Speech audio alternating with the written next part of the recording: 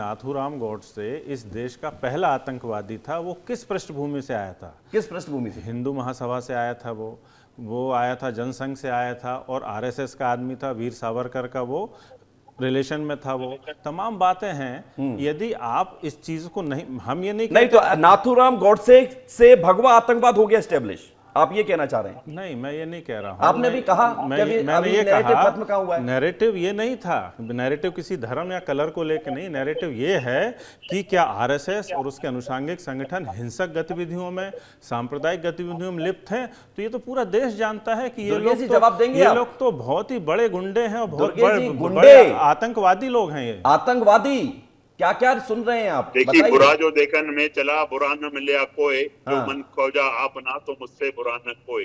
ये कांग्रेस को अब सोचना चाहिए। ये इस तरह की बातें कर ये इधर उधर की बातें कर रहे, कहीं की नहीं, आप जांच करवाओगे? डॉक्टर साहब, मैं बड़ी गंभीरता से आपको सुन रहा हूँ, आप भी गंभीरता से सुनिए। बीच में अपने आप राहुल गांधी की पार्टी होने का परिचय मत दीजिए कि आप राहुल गांधी की पार्टी के दल के। इस तरह से डिबेट खराब मत करिए आप। जी बोलिए। तो मुझे लगता है कि विवेक जी, जिस तरह से दिग्विजय सिंह ने भगवा आतंकवाद और हिंदू आतंकवाद जैसे शब्द गढ़ने का काम किया, भोपाल की जनता ने पूरी देश की जन भावनाओं की कद्र करते हुए उसको अमली जामा पहनाने का काम किया। 3.5 लाख से ज्यादा वोटों से साध्वी प्रज्ञा दीदी ने दिग्विजय सिंह को हरा दिया। आप देश में सब अदालतें बढ़ी है, हम हर अदालत का सम्मान करते हैं, सर्वोच्च न्यायालय का सम्मान करते हैं, एनआईए कोर्ट का, जो भी संवैधानिक संस्थाएं हैं उनका सम्मान करते हैं। जब वहां से हम बरी हुए तो निश्चित रूप से उनको ये सब बातें, जिस तरह से प्रताड़ित किया गया, उनको जिस तरह से टॉर्चर किया गया, उन्होंने समय समय पर सब बातों को रखा है। पर आज ये नाथूराम गॉडसे को याद कर रहे हैं, सब चीजों की बातें कर रहे हैं। ये बताओ कि भगवा कभी आतंकवाद नहीं होता है। हम तो मानते हैं, कांग्रेस ने गढ़ने का हमारे तो नेता ने कहा है कि हिंदू कभी आतंकवादी नहीं हो सकता। वो हिंदू आतंकवादी नहीं होता है। जब हम संघी कहते हैं तो आपको हिंदू सुनाई पड़ता है, गलती ये है सर।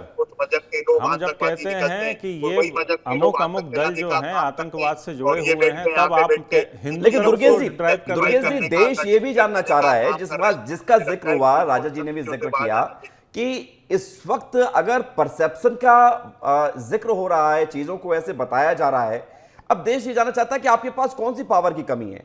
डबल इंजन है, ट्रिपल इंजन है, तो ऐसे अगर कोई प्लानिंग हुई थी तो उसका दूध का दूध और पानी का पानी होना चाहिए, एक्सपोज होना चाहिए, सच्चाई सामने आनी चाहिए। केवल एक बयान भर से ये सच्चाई हजम कर पाना थोड़ा सा मुश्किल है। देखिए विवेक जी, हाथ कंगन को आरसी क्या, पढ़े लिखे को फारसी क्या। जब जो उसमें सबसे ज्यादा जो प्रताड़ित की गई, जिन पे इससे मानसिक प्रताड़ना दी गई, आज जब वो इस चीज को खुद बोल रही हैं, तो मुझे लगता है कि उसमें कहीं कोई संशय करने का। आपको लगता है कि साध्वी प्रज्ञा का बयान जनता को उतना कनेक्ट करेगा कि आप बाकायदा एक रिपोर्ट लाकर अगर रखेंगे देश के सामने कि ऐसा ऐसा हुआ था, भगवा को बदनाम करने की साजिश रची थी? हालांकि संसद में बयानबाजी हो चुकी, बयानों से नहीं चलता है, तथ्यों के आधार पर आरोपों की आरोप सिद्ध होते हैं। इन्होंने कोर्ट में भी ऐसे बयान नहीं दिए। विवेक जी, मेरे से पूछ रहे हैं ना आप विवेक जी? जी आप ही से, आपसे दुर्गेश जी, आप ही से। देखिए विवेक जी, यह स्पष्ट है कि कांग्रेस एक विशेष वर्ग की राजनीति करने वाला दल है। सर आप उसको इनको यार चुप कराइए विवेक जी। ऐसे डिबेट होती है क्या? मेरे को तो इन पे तो वही संशय हो रहा है बिल्कुल। ये नहीं, विक्रम चौधरी अभी बोलेंगे, आप एक शब्द नहीं बोलेंगे जब तक आप शांत नहीं हो जाएंगे। बोलिए आप। देखिए, ये तय हो चुका है कि कांग्रेस विशेष वर्ग की राजनीति करने वाला दल है, और उसके जो सहयोगी दल हैं वो सनातन को डेंगू मलेरिया बोलते हैं, वो राम के प्रश्न पर अस्तित्व करने का काम करते हैं। राम मंदिर बनता है तो उसकी प्राण प्रतिष्ठा पर प्रश्न चिन्ह लगाने का काम करते हैं।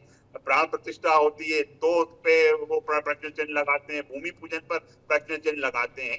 ये बात इस बात की द्योतक है कि कांग्रेस सिर्फ एक विशेष वर्ग की राजनीति करने वाला दल है।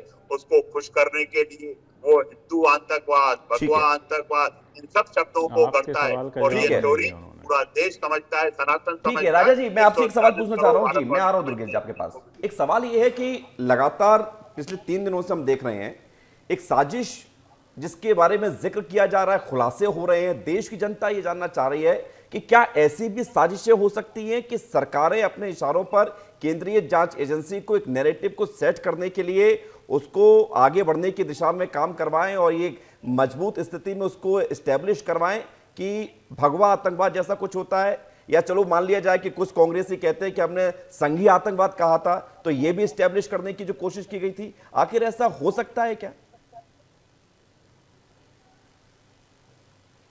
देखिए, कोई नई बात नहीं है। जिसकी सरकार, जिसकी लाठी उसकी भैंस होती है, ये ध्यान रखिए आप कि सरकार है, जिसकी सरकार होती है ना, उसके हिसाब से एजेंसियां काम भी करती है। अब ये जब आप कांग्रेस के रिजिम की बात करोगे, यूपीए के रिजिम की बात करोगे, तो उस समय सेफ्रॉन टेररिज्म का नाम उसी समय आया था, ये जिसको भगवा आतंकवाद अपन हिंदी में कहते हैं। और मुझे याद है शायद पी चिदम्बरम ने सबसे पहले इस बयान का जिक्र किया था, भगवा आतंकवाद। ठीक है, तो आपने पूछा एजेंसियों का उपयोग, दुरुपयोग, सदुपयोग। देखिए, सरकार अपने हिसाब से एजेंसियों का इस्तेमाल करती है, इसमें कोई संदेह होता ही नहीं है। मौजूदा रिजिम में भी देख लीजिए कि जब किसी सरकार को गिराना होती है तो एजेंसियों का सहारा लिया जाता है।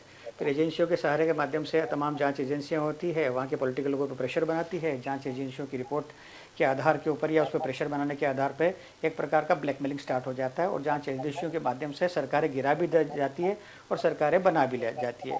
तो आपका जो सवाल है, मेरा स्पष्ट जवाब है, बिल्कुल होता है। सरकार के हिसाब से जांच एजेंसियां काम करती है। कितनी नीट एंड फेयर रहती है, ये बहुत केस टू केस वेरी करता है, लेकिन एजेंसियों पे पूरा प्रेशर रहता है। सरकार जैसा चाहती है एजेंसियों का इस्तेमाल करती है।